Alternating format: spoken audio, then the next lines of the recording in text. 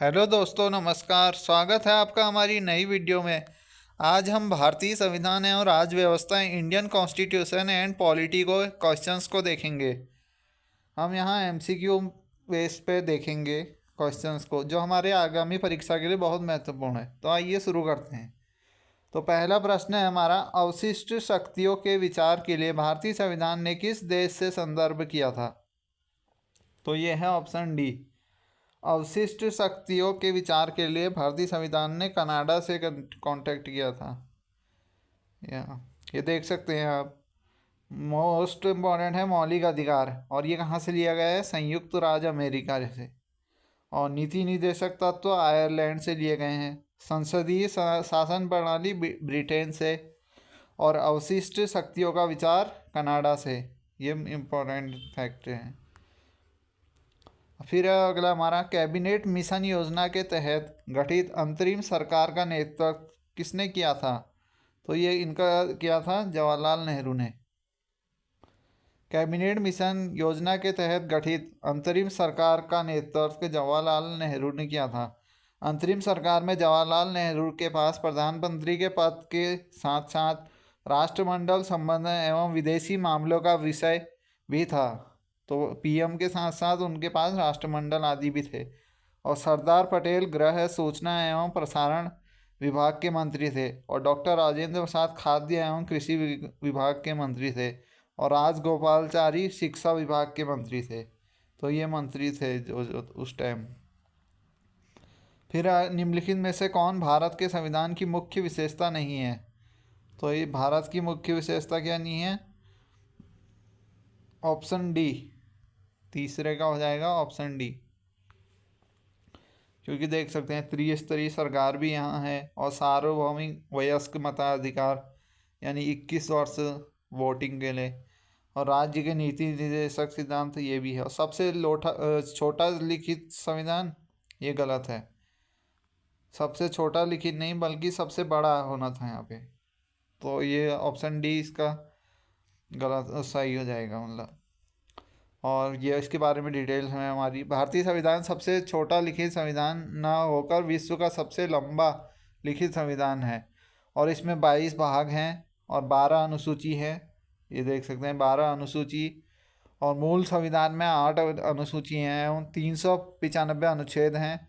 और भारत के संविधान की अन्य विशेषताएँ विभिन्न स्रोतों से विहित सरकार का संसदीय स्वरूप और संसदीय संप्रभुता एवं न्यायिक सर्वोच्च के साथ समन्वय, एकीकृत एवं स्वतंत्र न्यायपालिका, मौलिक अधिकार और राज्य के नीति निर्देशक सिद्धांत, मौलिक कर्तव्य आदि, वयस्क मताधिकार, त्रिस्तरीय सरकार, एकल नागरिकता, ये हमारे संविधान है। निम्नलिखित में से क्या भारतीय संविधान की मुख्य विशेषता नहीं है? तो ये हो जाएगा प्रतिबंध न्यायतंत्र। बाकी ये सब है, शक्तियों का वितरण है, लिखित संविधान और संविधान को सर्वोच्चता, अर्धसंघीय संरचना ये भी है। तो दिए गए विकल्पों में अर्धसंघीय संरचना, शक्तियों का पृथक्करण, समलिखा होना संविधान की विशेषता है। और ये हमसे पूछा था मुख्य विशेषता नहीं है।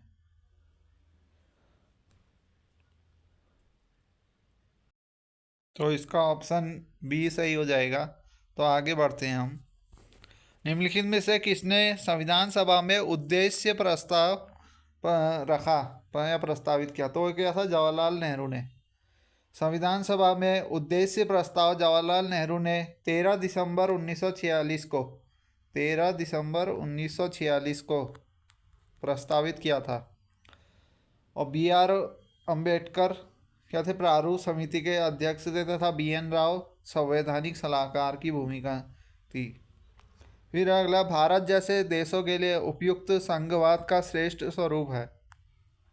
तो इसका हो जाएगा ऑप्शन ए,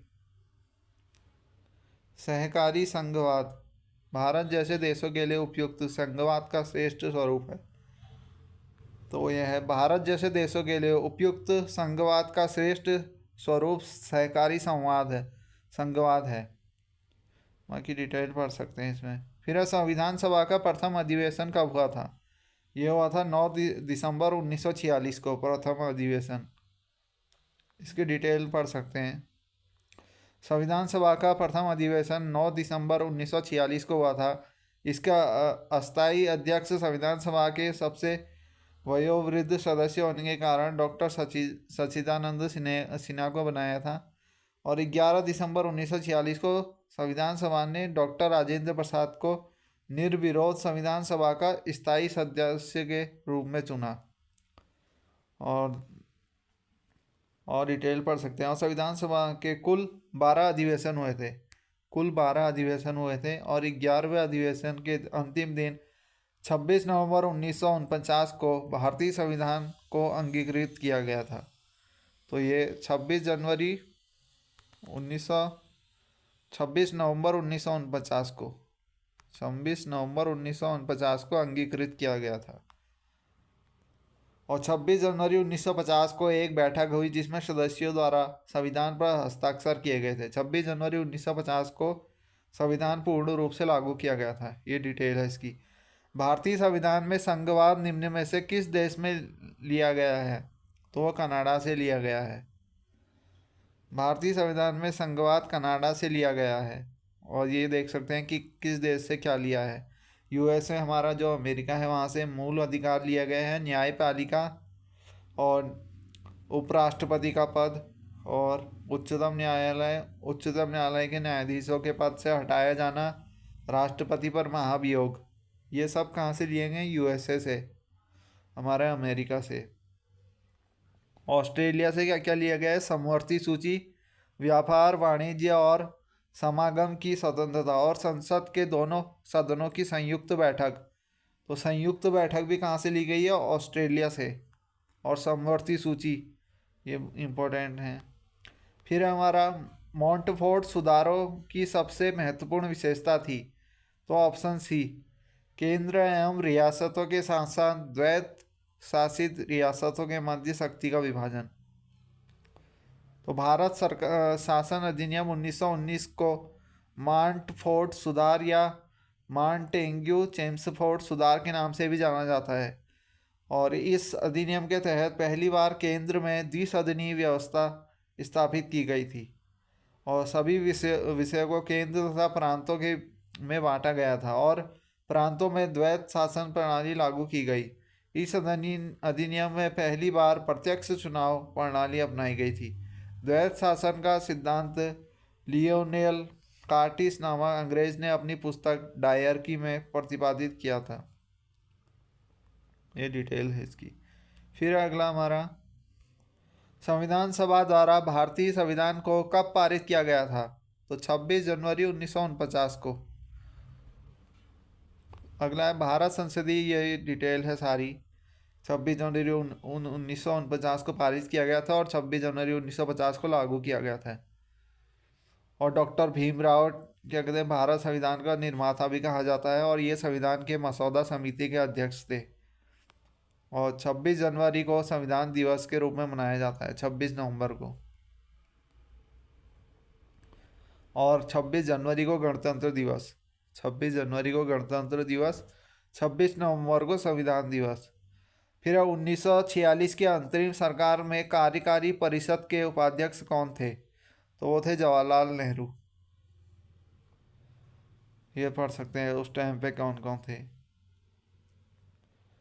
गृह मंत्री या गृह मामले सरदार वल्लभ भाई पटेल के अंतर्गत थे। भारत के प्रथम गृह मंत्री यही है, सरदार पटेल। और गोविंद वल्लभ पंत क्या है, चौथे गृह मंत्री थे और यूपी के पहले मुख्यमंत्री। ये इम्पोर्टेंट है उत्तराखंड के लिए। भारतीय संविधान कितने शब्दों का बना है? तो ये 1,17,369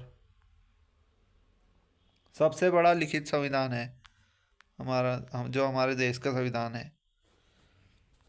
भारत का संविधान लिखा गया था कितने टाइम? 2 वर्ष से अधिक किंतु 3 वर्ष से कम अवधि में। और भारतीय संविधान के निर्माण का कुल 2 साल 11 माह और 18 दिन लगे थे और संविधान के प्रारूप पर कुल 114 दिन बहस हुई थी। और संविधान निर्माण में इतना पैसे का खर्चा आया था। ये संविधान को 26 जनवरी 1949 को संविधान सभा द्वारा पारित किया गया था और 26 नवंबर को संविधान दिवस भी मनाते हैं। ये 26 नवंबर को संविधान दिवस। फिर अगला, भारतीय संविधान को माना गया है, क्या माना गया है? रूप विधान में संघीय और भावना में एकात्मक। ये पढ़ सकते हैं। एकात्मक संविधान वह जिसके अंतर्गत सारी शक्तियां एक ही सरकार में निहित होती है। और भारतीय संविधान को विधान रूप में संघीय और भावना में एकात्मक माना गया है। और संघात्मक संविधान यह जिसमें शक्तियां केंद्र और राज्यों के बीच में विभाजित होती है उसे संघात्मक संविधान कहते हैं। और एकात्मक जिसके अंतर्गत सारी शक्तियां एक ही सरकार में निहित होती है। और यह विभाजन इस प्रकार किया गया है जिससे कि वे कार्य करने के अपने अपने क्षेत्र में पूर्णतः स्वतंत्र और साथ ही एक दूसरे के सहयोगी भी हो, न कि एक दूसरे के विरोधी। भारतीय संविधान अर्धसंघीय संविधान है इनके अनुसार, KCVR के अनुसार। और डॉक्टर जेनिंग्स के अनुसार भारतीय संविधान एक ऐसा संघ है जिसमें केंद्रीकरण की सशक्त प्रवृत्ति है। अगला है हमारा, निम्नलिखित में से कौन सा भारतीय संविधान की एक महत्वपूर्ण विशेषता नहीं है? तो ये हो जाएगा ऑप्शन डी, हमारा लिखित संविधान है, सही है। यह अनुनेय है, मतलब इसे संशोधित किया जा सकता है, ये भी सही है। यह एकल है क्योंकि केंद्र में अधिक शक्ति है, लेकिन यह संघीय भी है, तो ये भी सही है। फिर अगला, इसे राज्य के राज्यपाल के संशोधित किया जा सकता है, तो ऑप्शन डी हो जाएगा इसका। एक महत्वपूर्ण विशेषता, राज्यपाल से इसका कोई डिटेल मतलब नहीं है, ये डिटेल पढ़ सकते हैं इसके बारे में आप स्क्रीनशॉट लेके, कि इसके संविधान का भाग 20 अनुच्छेद 368 संविधान संशोधन से संबंधित है। तो अनुच्छेद 368 क्या है? संविधान संशोधन से संबंधित है। भारत में संविधान संशोधन की शक्ति संसद को ही दी गई है, केवल संसद ही संशोधन कर सकती है, राज्यपाल नहीं कर सकता। और संसद प्रस्तावना तथा मूल अधिकार सहित संविधान के किसी भाग में संशोधन कर सकती है, किंतु संविधान के आधारभूत ढांचे में संशोधन नहीं कर सकती है। यह है।